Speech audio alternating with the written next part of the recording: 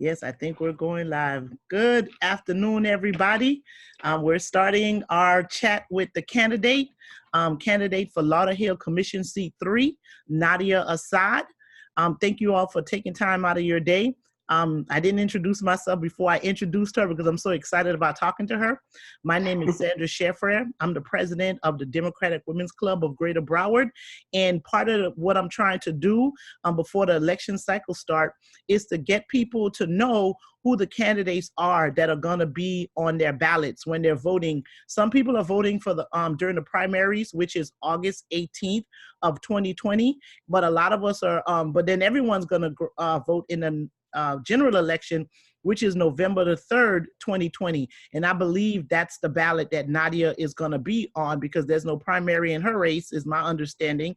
And she'll correct me if I'm wrong. So her election is November the 3rd, 2020. So you didn't come on this live to talk to me or listen to me. You came to find out more about Lauderhill Commission Seat 3 candidate Nadia Assad. Introduce yourself to everyone, please.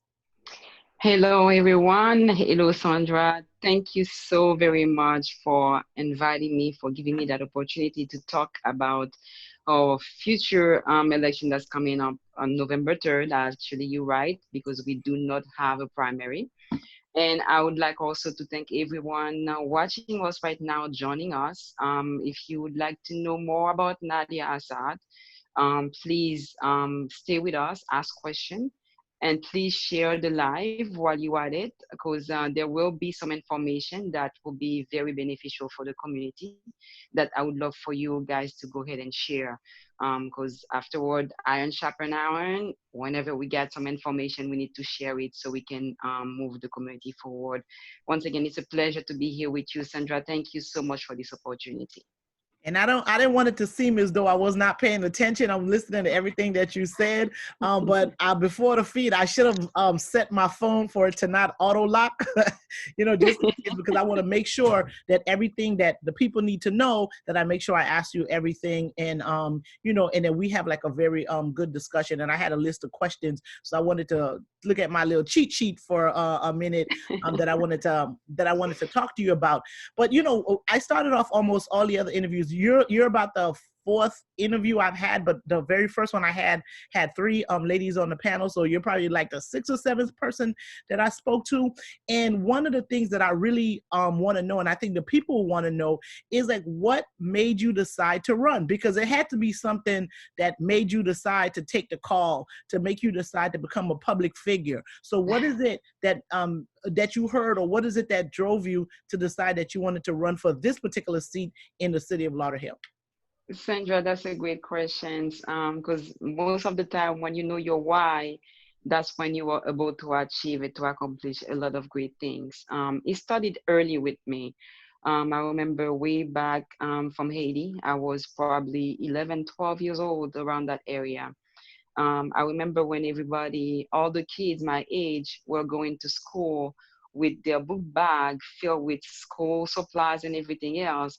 Nadia Assad had bread, had soda, juice, any little thing that she could find into the convenience store to go ahead and give to the less fortunate, which was the homeless living close by my house.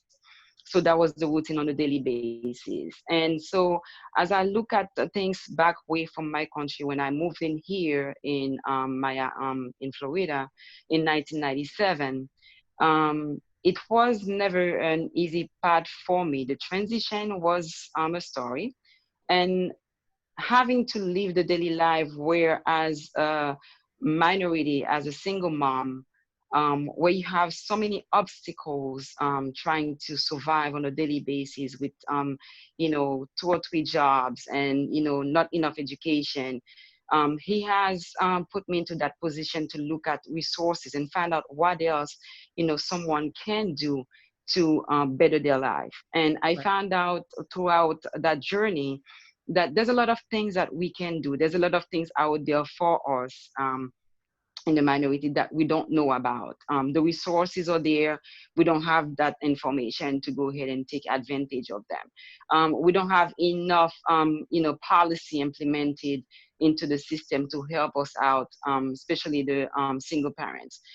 So a lot of things come into contest, and where I'm looking at what I'm going through, what other people are going through.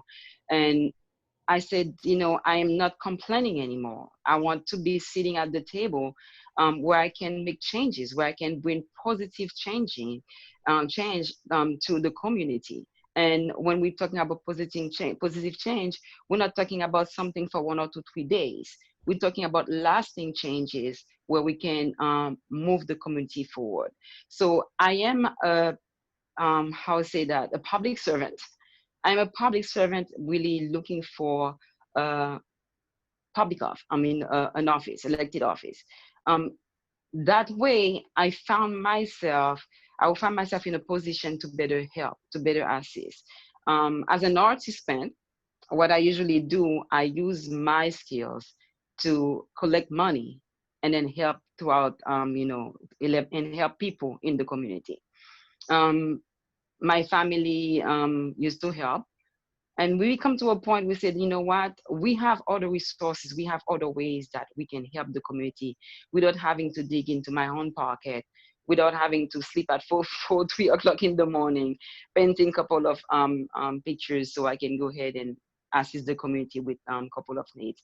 As I will tell you, like every year, basically, I have a charity event that I do. It's either back to school giveaway, food, or either help somebody, pay for school or school supplies, whatever it is. So throwing my heart into the ring, it's a better opportunity for me to be able to continue on assisting my community and helping them the way that I see that they need the help. So what I'm hearing from you is that you've always had the call to serve, and you've had that call to serve since you were like a young girl. And I just wanted to give you a shout out for you. I see you wearing red and blue, the colors of the Haitian flag. And because I was meeting with you today, I have to show you that I wore my t-shirt that says daughter of an immigrant. My shirt should actually say daughter of immigrants because both of my parents are immigrants. And I hear your testimony about what you came to the United States in 1997, and you just found the need to serve. And I think that's a very important quality. And I just let's talk a little bit about how your experience in being, an immigrant coming to the United States in 1997 will help you better suited to help the people in the city of Lauderhill. Well, it has, like I was telling you before, it has not been easy. But again, once you know your why and you know your purpose, and especially when you have children, there's certain things that you learn to live with, and you learn to survive and to cope with it and look forward for better. My journey here, when I moved in 1997, I immediately started to go to school. Um, Miami-Dade Community College at the time it was. Now it's Miami-Dade. And that as a whole was not an easy process because, at that time, when you first got here in the United States, you don't have your paperwork, right? Yes. Your status, as being a green card or anything like that. Yes. So that right there was an obstacle because it's either you go to school, right, or you decide to pay for it because you cannot have financial aid. Yes. They didn't allow you to have financially because you consider as an immigrant, so you didn't have your green card yet. So I don't want to interrupt you, but I want to say something to that fact. So it's interesting. You came to the United States in 1997 and you had that experience. I actually came to the United States in like 1976, I believe is when my parents brought us to the United States. And I never knew that I didn't have papers. I knew we got on the plane and came to the United States. And I remember I'm in 10th or 11th grade. And, they make us take this test called an ASVAB or something to that effect. Yes, And it's one of the ones that you scored for like military or something. And one of the guys came, and I guess I scored pretty decent on the test. And he goes like, "Oh yeah, so where were you born?" And I was like, "I was born in Nassau." He's like, "Oh, so are you a citizen?" I'm like, "What? I don't know." And then he asked me, "Well, do you have a green card?" And I'm like, "What's that?" Right? And he was like, I was like, "What's a green card?" And he said, "Well, you're gonna need that if you want to go into the military or you go to college." And I remember going home and telling my mother, like, "Mommy, this man asked me if I have a green card I need, we need to get that green card, because if I don't get it, I'm not going to be able to go to Don't be school able or to go do to school. anything with Yes. myself. So fortunately for me, I found out, like while I was in high school, and the laws were very, very different, because immigration is Yes, actually a very big thing right now. And it's it interesting, is. and it's good that you brought that out. And I'm wearing my, daughter of an immigrant shirt today, but that's a very interesting. But at that time, the laws were much better, much more human is the best word for Yes. me, best way for Yes. me to explain it. The word, Mm-hmm. the law, the immigration laws at that time were just more human, and they understand that even though someone came to the United States, we came with the proper papers and everything, but someone was here that, they're people. It's just not a number, you know what I mean? That we're people, and the laws were Exactly. just a lot more humane. So Yes. yeah, sorry for that sidetrack, but I No, no, just think no, it it's is fine, very it's fine, important it's for fine. us to But talk about the different I like that. experience of immigrants, in this country, in this Yes, it country. is. It has not been easy. And even until now, we're talking about school, it is like really a big issue for you to further education if you Yes, want to do that, because you even find barriers in the institutions. yes, So absolutely, it's crazy. So that's why I always absolutely. keep telling everybody, education is key. You need to educate yourself, find out the resources, how you can get in touch with certain people, where you go by to go ahead and get that process done, because it's not an easy process. Right. I'll tell you myself, before I decided to go ahead and finish, I have a degree in nursing, healthcare administration, hospitality. It was not easy, especially being a single mom. You don't have the support that you really need. My mom lives with me at the time and was like, she has always been sick. You Wow. name it, ear surgery, because from history she has been abused by my father, where she get bleeding in the ears, and right now she on her third surgery, so she couldn't go to work. So I thank God in a way that I had her to help me out when I needed to further my education. Because again, that the system here, what I encounter, to come back to your question, it give you, like, as far as us, there's two options for you in certain case, right?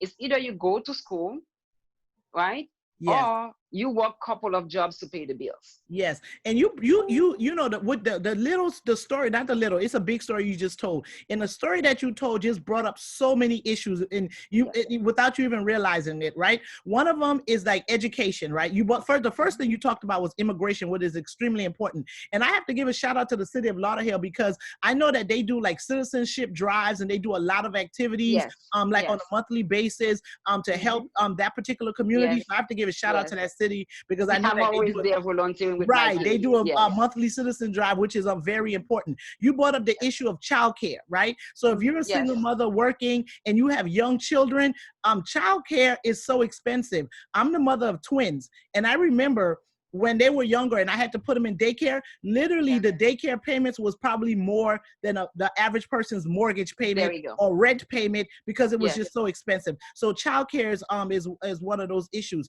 And a part with the education part of it, if you're an immigrant and you don't have the proper documentation, you, like you said, not only that you can't go to you can't get financial aid, but sometimes No. it's hard for you to register, right?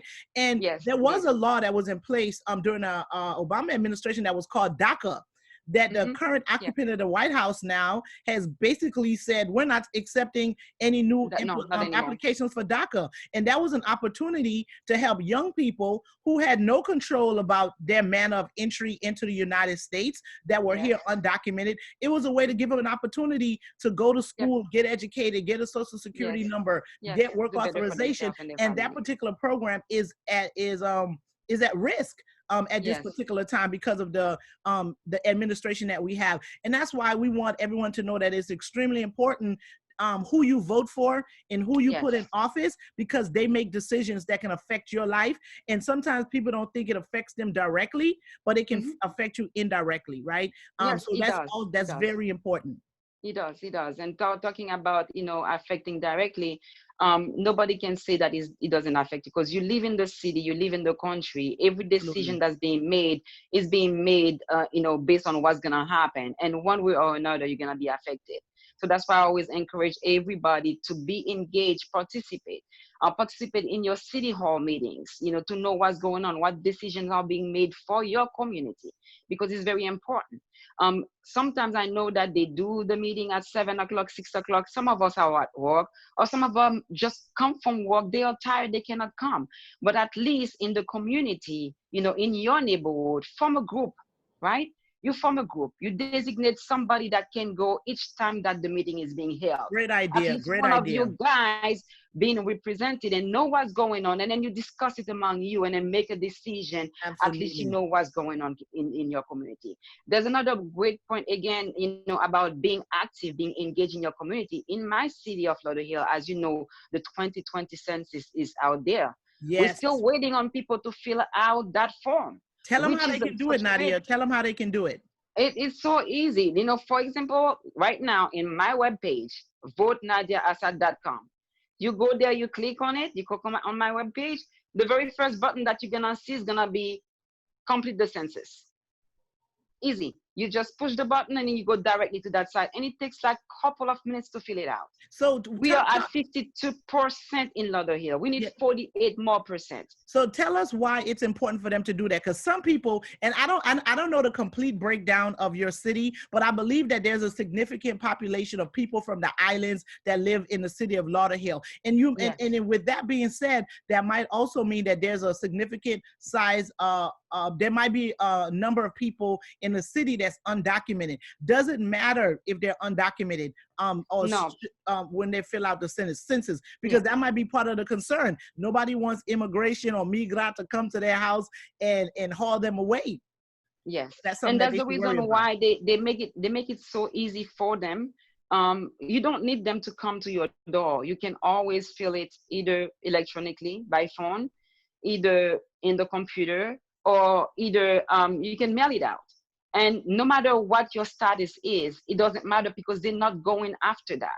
And They're they don't looking ask at, they don't ask. they Do they don't ask the ask for question? that, your Right. citizenship. They don't ask for your status. They don't And want to know about your status. They don't the care about that. information They isn't just want to shared. know how many people that's living in that particular household, in order for them to determine how much fund is going to be released to that city. And then from that point on, that money that's going to be released from that city, how we need those resources. First of all, education, right? Everything that have to do with your school, that's how they determine how many lunches that's going to be going to your school. You got free lunch. Your kids go to school free of charge. You don't know what's going on with that. This is based on the census, right? Okay. You got your food stamp that you fill all the time. They determine how much money that they're going to put on the food stamp amount that they're going to be giving you on a monthly basis. This is there as well. You got Medicaid, Medicare, your insurance, every aspect of your life, every resources that you can possibly think, from housing. Once for example, if you want to buy a house, right? You're going to go there to the city program that they have, right? Yes. And then you ask for, to put you, you want to go ahead and buy a house, and you want to be on the first time home buyer program. And then you look at it, and then they tell you, you know what? You have to go on the waiting list, because we don't have any more funding. This is the reason why, because not many people, we don't have enough of us to fill the census, for the city to have enough resources to help you out on those little things that you need on a daily basis.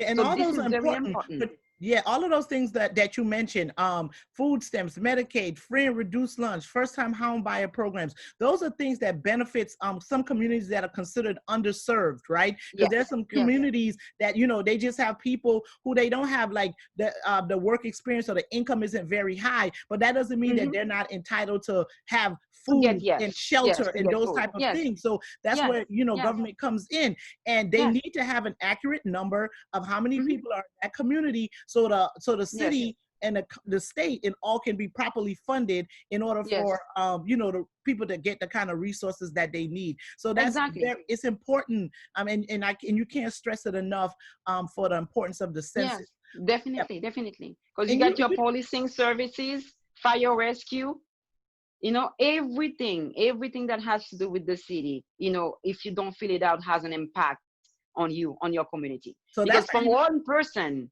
that doesn't fill out that form, we're losing $1,600 or $1,600 or $1,000 I'm losing my head. Okay, that you're losing for one person. You One understand what I'm person. saying? So you imagine a whole household that doesn't fill out that form. You see how much money we're losing. Right. So right now we are 50%. If anybody in Lauderhill City that's looking at me, or any other city for that matter, please fill out your census, because it is your future. It It is. is the future of your kids, your grandkids. You know, you need to be living in that's the reason sometimes we ask, okay, why is that neighborhood look so different than mine? Why is that? It's because they do what they're supposed to do. They are engaged, they participate in the census, they vote. So their city is gonna look different than yours, because they are concerned of what's going on in their community. We need to start doing that now. We And need some to of it start is doing that now. concern. So we don't want to make it seem as though like everyone who can't fully engage are not concerned, because people have different struggles. I grew up with a Yeah, mother that worked definitely. day and night, right? She Hmm. had a job during the day and she worked an overnight shift. So Oh there were a yes, lot oh of things yes. that she couldn't do. It's not that she Hmm. didn't care about her Yes, children or she didn't yes. care about her city. It's just that, the struggle is real for a lot of Is people. real. The And struggle is real sometimes, for a lot of people. it's not that they don't want to. It's the information is not being passed on to them. They Exactly. don't know the importance of it. And Yeah. myself, I experienced it, where what I did when I knew that the census was coming, what I did is I created charity events, because sometimes you need to give a little incentive to attract people to come in. So once they come, before I give away what I said that I was going to give away, I educate them about the census, about voting. Yeah. Then after that, I do distribution. And you'll find out during that period of time, I was surprised to see how many people, Sandra, I'm not kidding you, that doesn't have any idea on what the census is, Or the needless importance to of it. say, or the Absolutely. importance of it. Absolutely. So again, that's where I keep telling everybody, this is our job. That's my duty. That's your duty, to make sure that once you get those information, to pass it on to others. Because education is important. Knowledge is power. If Yes. they don't know, there's nothing that they can do. Like the Bible said, my people perish for lack of knowledge. It is so true. Yeah. And It that's is one so of your true. platforms, is that education is one of the big things that you're Yes, important in. Education on all level. People always think that when you say there we education, go. you mean that's you going into the schoolhouse No, and no. learning something. No, it's just being educated about what's the importance of the Broad, census, yes. what it is Yeah, that the census does. It's being educated to let people know how important it is to go to a town hall, right? yes. Because not only do you find out what it is that your city is doing, you can also voice what your concerns are or what your needs Exactly. are, and educate the elected Yes, officials about what it is that you think would better serve the citizens exactly. and the residents of that particular city. So all of that Exactly. education is not, it doesn't always come from books or going to Mhm. school. It comes from Exactly. talking and engaging and letting people Hmm. know the importance of all of the different things that we have to do. So for those of us that don't really know what the role of a commissioner is, what is the role of a commissioner? What is it? What is that? What's the responsibilities that comes with that position? Basically, a commissioner, it's simple. We run the city. We work together among us, the commission, the mayor, the city manager, the fire departments, the police department. We work together to manage the city, to make sure that we look out the well-being of the citizen of the city. It includes, from the park and recreation that you guys go and get some leisures. It include the fire department, the police department, your water, your sewers, your garbage pickup, everything that has to do with the city. That's what we do. We come together and we go over, different aspects of the city, different things, strength and weakness that we see that needs to be improved, and then we take care of that. But all of that is being done together.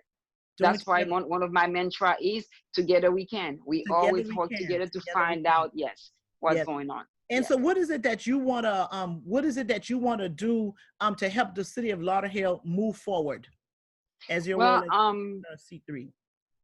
as every city always need improvement. I don't know any city. If you know one, let me know that doesn't need improvement. We Yes. all need improvement. Right now at this time, with everything else that's going on, my first plan is to sit down with the commission once I enter in the office, and the mayor and the city manager and the police department, fire department, to have a SWOT analysis from that point on to find out what are the needs of the community. Tell us what a Because SWOT analysis is. You just gave me a flashback to a class I had in business school, but I don't think we all, all of us don't know what a SWOT analysis is. Tell us what that means. A SWOT analysis is basically a way of looking at either a business, like we're talking about the city, to looking at the city in detail. Yes. SWOT, first letter is strength, S, yes. right? W, weakness, the O for opportunity, and the T for threat. Okay. So you sit down within, the commission, within everybody, we sit down together, we make an analysis of all those, we look at them, see what's going on, what are the strengths of the city, what's the weakness, what are the pertinent needs of that city, so we can go ahead and address it. Okay. So that is what is a SWOT analysis is. Okay. So that's my plan. I've seen people say, okay, when I get in the office, I'm gonna do this, I'm gonna do that. Me, I'm a leader that's driven by the people's needs. Once I sit down with everybody, I sit down with my constituent, I sit down with the city commission that were there before me, that's there. I always go to the meetings and find out what's going on. And then from that point on, we can move forward and see what are the present needs of the city for us to be addressing. But my number one choice, it's education. Education at all level, all aspects, because you will find out statistically, if you go make a research, you'll find out all great cities and nations, they based on education. Yes. They grow on education at all level. You cannot move forward without education whatsoever. You have to have that. That's the base of anything that doing. Going to open a business, you have to educate yourself about the business. What are the risks? What to assess it? What are what's gonna happen when you open it in this area? Which come back again to the census that can give you that information. What area should I be opening my coffee shop for? For if I decide to say I'm gonna go ahead and open a patisserie, a Haitian patisserie. Yeah. The census can tell me in the blink of an eye like that how many Haitian is in that little area right there that I'm thinking about open the business, if it's gonna be good for me or not. And if you can sell all your pate mori in that exactly. area. You understand what I'm saying? So yes, this is my plan for the community, and how we plan on sitting down together. Like I was telling you, we cannot go anywhere by ourselves. By ourselves we cannot do anything. Together we can accomplish so much more. And our community, Lauderhill, is such a beautiful city, vibrant and rich in diversity. And we're gonna make it work. We're gonna make it work. Definitely, we're gonna make it work, and making sure that all of the resources there. And you talked about fire rescue, law enforcement. That is something that's not even about underserved community. That's what everybody needs, right? Because exactly, law enforcement, hopefully keep them safe. You need fire rescue in case you have an emergency and have EMT come. So that's something that's there for everybody. So it's not everybody, and they've been doing a great job. Yes, we don't want to give the impression that, you're going to fill out the census so you can help only poor people. No, you're going to help everybody in that particular everybody. You're going to help the city. Yes, you're going to help the city. Afraid for that. Like, why am I going to do something that's just going to give people more Medicaid? Even though if you have a heart and if that's what the person needs, that they should have, but it's for resources that helps the day-to-day operation of every city and every business, and all of those things all of those resources are important. I know that you have there are two other people that are in your race. So tell us why they should vote for you as opposed to somebody, one of the other two candidates that's in your race. Well, it is simple. It's all about community. It's all about community. Like one of my friends usually said, it's Google is your friend. You wanna vote for somebody that that has been there for you, that is all about the community. Do your research, find out what is it that the person stands for. You have to really see the campaign that this person is doing. What is that the point that he wants to pass? Is that something that is dear to your heart? Do you care about education? Do you care about economic growth? Do you care about the environment that you are living in? So if you do, there's no other way but to vote for Nadia Assad, because that's all I am about the community, making sure that we move forward and working together hand in hand with the community. All right. Because afterward, like I was telling you, we don't, we commissioner is not, I've seen that people say that, when I come here, I'm going to go ahead and do that and do this and do that. But at the end of the day, you have to remember the people put you there. They put you there based on their needs, what they have to do. So you have to consult them some way, somehow. You have to work with them to build that community. Because I cannot go ahead and say, you know what, I'm gonna go ahead and place a pole light right there in the middle of street without consulting the community. Because at the same time, he might bother them when they're gonna go to sleep at night. Yes. So all those things you have to take into account. So one of the best reason as well that people should vote for Nadia Assad for Commissioner of Lauderhill Seat 3 is because Nadia is a public servant. Is a public servant looking for a way, looking for the opportunity to work with you guys and further and grow the community. And you talk about community engagement and being involved in the communities. So tell us what type of things you do in the community of Lauderhill. Oh my God, that's a list. We don't have enough time. That's how long the list is. Let me give a shout out first of all to my community leaders that are currently here. I'm telling you, they have been doing such a great job in the community.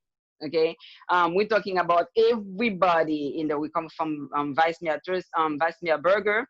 We're talking about Mayor Thurston, Commissioner D. Grant, Dr. Kimball, Commissioner Kimball, Margaret Bates, Commissioner Margaret Bates, have been there for a while now. They have been doing such a great job. And it has been my pleasure to work with them. Community service that I have been doing, and they will tell you that we always work together. I'm so happy, I'm so blessed and fortunate to have their support in what I've been doing in the community.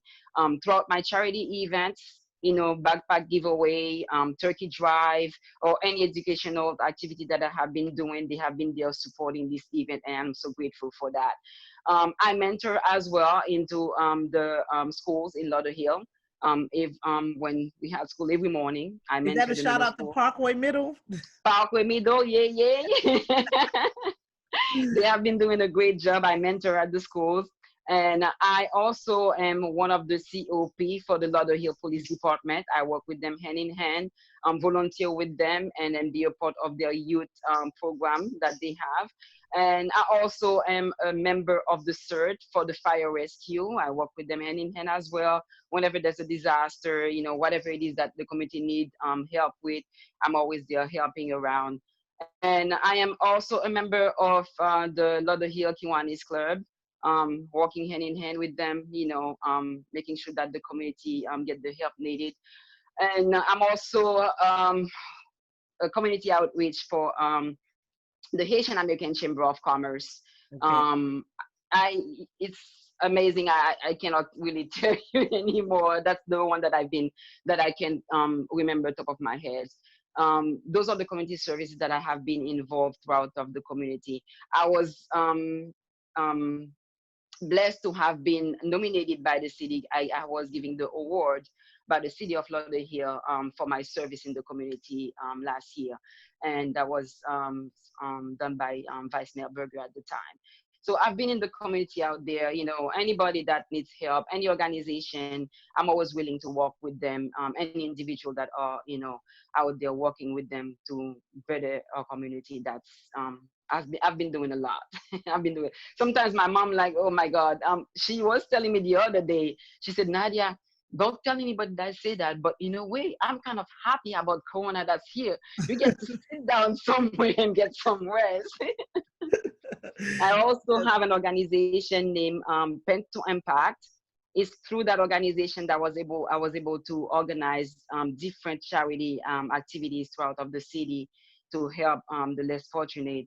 What we do, it's me and my family, my whole family, we paint. We are artists. We use our gifts, we use our talents to do artwork, to do certain artworks, and then we sell them. And once we sell them, portion of that go to charity events, like sponsoring workshops, like financial Literacy workshop. financial literacy workshop. If I know that one of the organizations are doing something right now, I will sponsor that so people can come in and learn something about, economics, learn something about, whatever it is that they are teaching for that day. So those have, among others, have been my involvement in the community. Okay, so you saw that's a more than a mouthful. That's more than a mouthful, and I think with all of that experience and all that diverse experience, you'll be ready for the position day one. So you did talk about you did touch on one thing that we need to talk about is that we are in the middle of a pandemic. The cities are slowly reopening, right? We Yes, basically were put stuck in our houses from since March, like the middle of March, until maybe a couple of weeks ago. That some of the cities are slowly reopening. So we have that yes, issue. And then also we've had some very disturbing things that happen in the news, and people are protesting in a lot of the major cities throughout the United States, right? yes, So yes. safety, public safety is an issue. So we have a public safety issue in terms of the health, because we do have we still have an issue with With the COVID-19, pandemic, the yes. coronavirus, COVID-19 that's Hmm. going on. So we're trying to figure out how we can safely reopen the cities so people don't get sick and we don't become a hot spot like some of the other cities that are going on. So that's one thing.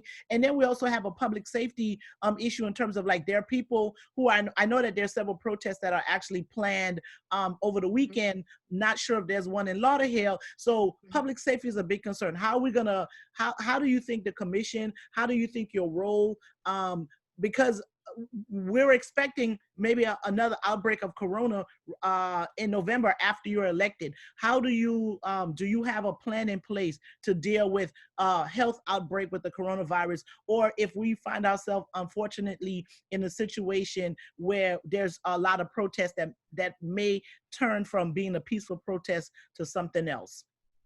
Well, I will tell you that the city manager, Miss Smith Desiree, has been doing a great job working with the commission to help on the reopening of the city of Lauderhill, where they have really been emphasizing about the importance of wearing your protection gears, as far as masks and everything else, and to maintain the social distance, to protect one another. As far as the protest is concerned, we know that there's little that we really can do about people protesting, because it is their right. They have the right to protest, and it is frustrating what happened just now, and they have the right to express their anger and how they feel. And to be quite honest, I'm still trying to recover from that. But the thing, what we planning, myself, as far as I can tell you, it's people first, your community first. We have to find a way to make sure that everybody is protected. Again, they have been doing a great job providing masks, providing food, doing food distribution on a weekly basis, making sure that we got the necessary basic things to survive this pandemic like every other city. So I am looking forward to work hand in hand with them to see in which way that I can assist furthermore. And my background also is nursing, which is kind of help in a way understand the situation that people are getting in. And another aspect of the COVID-19 that is very important, it's mental health. Yes, yes, It has absolutely, take a real dip on people. absolutely.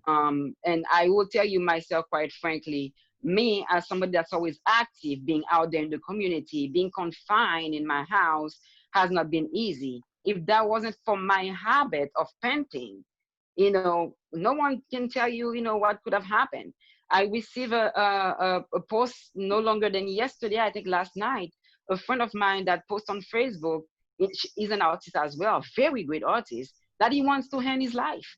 That is done with that. We've been trying to reach out to him and we have not been able to.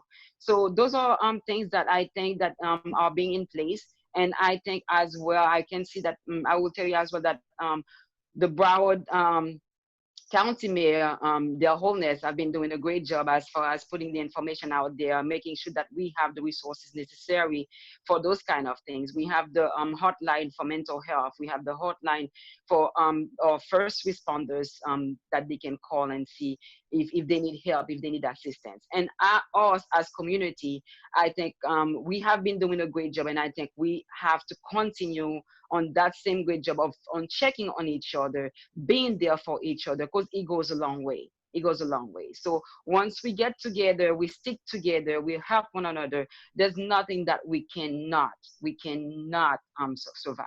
We will get through it. We will get through it, because afterward, let me tell you something. For those who believe in God, I do believe in God. He is awesome.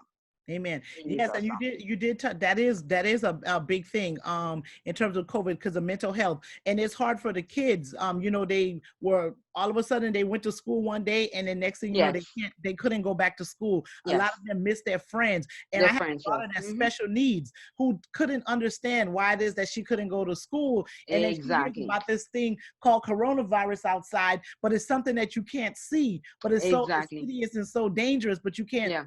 say, oh, that's what it is. You just know that it's out there. So it It's is. hard to So the explain. mental health of everyone is definitely something that's very important. And in terms of like the other public safety issue, I believe Lauderhill is one of the cities that's not part of BSO, right? Lauderhill No, it's has not. their own Yeah. police department. Yes, they So do. they They do. so And Chief that's Stanley have been doing an amazing job throughout that situation, especially with what just happened. They are amazing. They are amazing. I will tell you guys out there, if you are living in this, I have people that is not living in the city of Lauderhill that is a part of the COP. So yeah. join us and get to know us, together with us, because afterward, you know, to build a community, it takes a lot of hands. So you guys are welcome to join the COP, and we always need hand for people to volunteer to help out the community. Right. And community policing is important. And then when the city has its own police Oh yes. department, they get to know the residents. They're part of the Yes. city and it's a smaller city. So yeah, that's definitely an added Yes, it feels like advantage and family. It added feels benefit. like family. Yeah. Yes, It it feels feels like like family. family. Yes. Okay, so it was definitely good talking to you. You told us why we should vote for you. All of the activities that you're doing sounds like you're going to be ready day one for the job. You're very working with the people that are already in power with the mayor, the vice mayor of City of Lauderhill. So it'll be an easy transition for you. So if someone wanted to find out more about Nadia Assad, or if they wanted to donate to your campaign, or if they wanted to volunteer to help you out with your campaign, how is it that they would do that? Well, you can go to www.votenadiaassad.com. That's my website. And then I do have a Cash App as well. As you know, that is a $ first. Assad, the number 4, 1, 2, 3, 4, the number 4, Lauderhill. So it's with Assad for Lauderhill for my Cash App. So they can always go ahead and donate. We are looking for volunteer as well, because campaign is never easy, especially with what's going on right now. I do know that the pandemic did take a deep on our financial situation. It's not easy for certain people out there, but any amount is good. There's no small amount. There's no such thing. Right. It does add up. Yes, it It does does. add up. So what I will tell people is like sometimes you'll find out that people are reluctant to donate to campaign, and there's several factors on that. There is the trust factors. There is that, what, some of them, I really don't really care about the, like the voting, the whatever it is that she's doing. That's her business. I'm not gonna put my money into that. But the other aspect that you guys have to remember is like, you need the representation into your city. People think that donate in the presidential campaign only, or the position, the bigger position, or the one that matters. But no, because when you have some issues that's going on into your city, believe me, you're gonna come to me.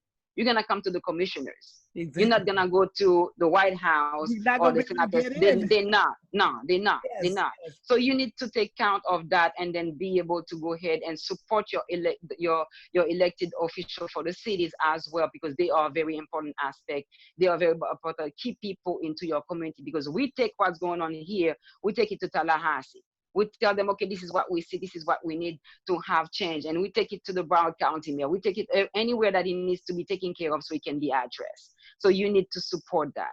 And the other factor of trust that they have, most of the time you will hear people say, you know what, I am not voting for nobody because they have not done anything. No, you are the taxpayer. You're going to pay me to come and help run the city. It's like any other job. You pay me to run the city with your tax dollar. That's how I'm getting paid. So it is absolutely normal for you, when you put me in the office to do certain job, to take care of that particular task. when I don't deliver what I'm supposed to be delivered, I'm expecting you to hold me accountable. And Absolutely. that's the only way we're going to move forward.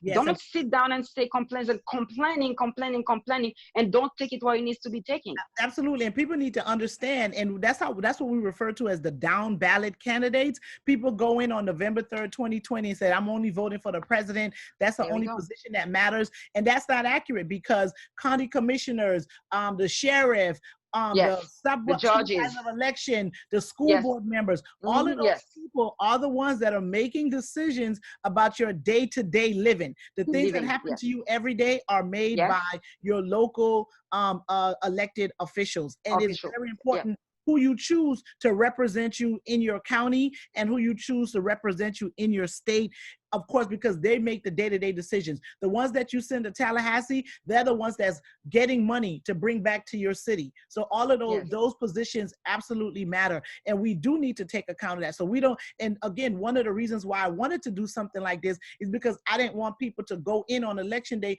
and only vote for the president thinking that the other candidates don't matter. And then I also didn't want them to go in there in a room and look at a name and they don't know any of the people that are running. They're like, I don't know who that is. And they're basically guessing on who it is that they're going to vote for. And the decision on who represents you is too important for it to be relied on a guess. And for you to vote for somebody you never heard of. You don't know what their platform is. You don't know what it is that they want to do for you. You know, that person might have some interests that are contrary to yours, but you don't know that. So I thank you so much for taking time out of your busy day to come and talk to us and talk to the people that are listening on the Democratic Women's Club website. And I know you streamed it on your platform also. So that's very important. And like you said, down ballot candidates are extremely important. Yes, they are. They are day-to-day decisions about your life. So yes, I will tell you, because I work for SOE as well. And I work for them, and I will tell you that has been my experience. Where when they come and then they're telling me, okay, I'm getting 100 kilo only, and I'm like, okay, you have to vote for the other one as well. So again, education. Yes. Education. They need to know that. They need to understand that somebody, me and you, the other elected official, the other candidate, that's our job to educate them, to go out there, make them understand the importance of voting for the others as well. Yes. Again, education. Yes, we need to educate the community on who it is that wants to represent them in these positions of power.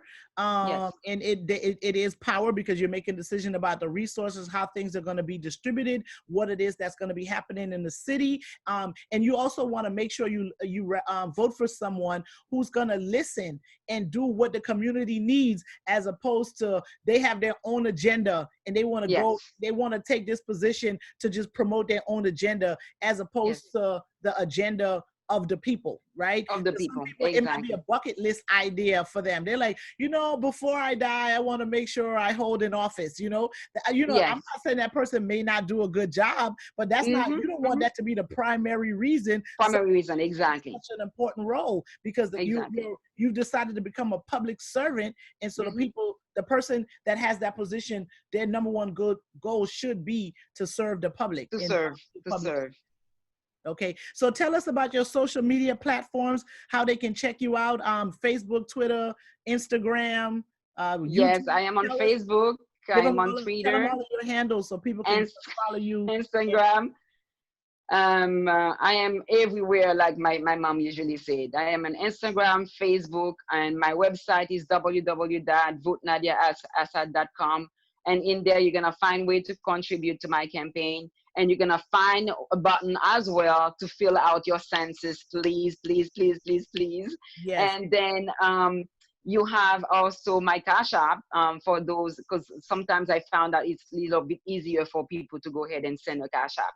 So my Cash App is... Vote for Assad. What is it again? No, the Cash App is Assad for Lauderhill. Okay, $Assad on Cash App. Yes. And what's your name on Instagram? My name is Nadia Assad on Instagram. And I think it's Assad 55636. Once you put Nadia Assad, I am the only one there. Just like I am gonna be the only one in the ballot. Okay. The only Nadia Assad in the ballot. Yes. Okay. Okay. So we can find you on Facebook, Instagram. You have your website, vote for Nadia.com. You can donate. You can send her money via Cash App. You can Yes, volunteer you your can time. volunteer. Yes. You know, she appreciates all of the support, and I appreciate you for taking the time out to talk to us. And the last thing I want to say is that we want to encourage everybody to request their vote by mail ballots, their Yes, vote by very mail, important. because we are in the middle of a pandemic. We have a lot of things going on. We're not sure what election day is going to look like. We don't know what it's Yes. going to look like, and we don't want people to not vote because it turns out that it's going to be extremely dangerous to go on the streets Out there. Yes. election day. So I think when you go to browardsoe.org, it's a Yes. big thing, and it just shows up for you to request your vote by Request. Yes. it shows up. So it's very Yeah. simple. You put in your information and you do Yeah. the request. Take a minute. You email confirmation that they received it, and then you'll get your ballot in the mail. And the other thing we want people to understand, that even though you request a vote by mail, if on election day you decide that you don't you want to go in, or like well, we wouldn't want you to wait until election day, because if you wait till election day, you can't even vote. You can't mail it in that day for them to receive it. Exactly. I think you can drop it off at the SOE's office. Yes, you can. But you couldn't mail in Lauderhill. it. Yes. So or during early voting, you still have the option of going in to vote. If it turns out, if you haven't voted with the mail-in ballot, you have the option of going in to vote. But we want you to request it just in case we find ourselves in a very difficult situation. With the pandemic. So your date is November 3rd, 2020. Yes, 2020, yes. Lauderhill Commission seat number 3. Seat number 3, yes. Right. Okay, any last words before we sign off? Well, I want to thank you again for this wonderful opportunity. It was certainly a pleasure discussing Nadia Assad campaign with you, and the other aspect of the committee was going on, and looking forward to more discussion with you. I know we have worked together so many times, and for those who doesn't know that, I would tell them right now, if you guys need a great lawyer in immigration, this is your girl, Sandra. She speak Creole as well. All right, she speaks English. So you can go to Sandra. She is awesome. She have worked with me with several clients, and then have helped them. Even if she cannot help you, she'll tell you, she'll guide you what is the next step that you need to do in order for you to get yourself situated in immigration issues. And again, thank you so very much. I thank everybody that's watching us. If you guys have any questions, if you have suggestions, if you have any ideas, anything that's going on in the community that you want me to be aware of, that we can discuss, how we can move forward, I am open to discussion. If you want to volunteer as well, I can give you guys my phone number. It's 954-305-7262. I'm going to be the one answering. We can discuss whatever it is. And don't forget, please get registered to vote. Don't forget your census. And don't forget, no matter what happened in the next couple of months that's going to come, we all in this together. We're all in this together. Right. Yes. And you said something about registering to vote. I spoke with one of the candidates for the supervisor of election yesterday, Ruth Carter Lynch, and and one of the problems that people were having was that their signature matching, right? So you need to make sure that your signature that you use now is the same signature you had when you registered to vote, whenever that was, right? But if you update all of your information, if you update your address or anything like that, you can update your signature now to make sure, so you don't run into any problems that on election day, when you go in, if your signature have changed for one reason or another, you're not allowed to vote a regular ballot, right? So register to vote. First of all, fill out your census form, because we need all of those forms completed. We need those numbers in order for the cities to all get fully funded. Nadia Assad, candidate for Lauderhill seat 3 commission seat. Thank you. Thank you so much for spending Thank you, guys. It was a pleasure. Bye. Have a good one. You too. Thank you. Thank you, Sandra. Bye.